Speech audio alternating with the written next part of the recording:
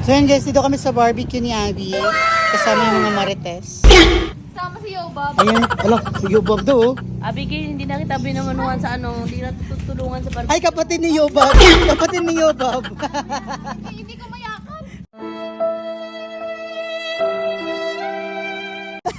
Si B1 at saka si B2. It was at this moment he knew. He fucked up.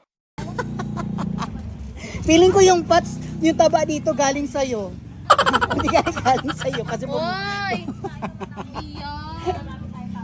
Walang halong chemical yan. So guys, nandito na kami sa Ali 22. Ayan, huwag kayong bumili dito.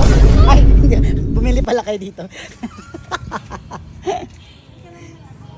O diba? Yan. Sa bahay. Kamusta naman yung barbecue ni Abby? Masarap siya. Plastic. Masarap Ang siya, plastic. lalo na yung sausawan. Ang plastic. Kaso minsan nakakabitin yung dalawang isaw lang. May isa pa dun, oh. Kay Paula yan. Kulang kasi sa'yo yung barbecue na 1 kilo, eh.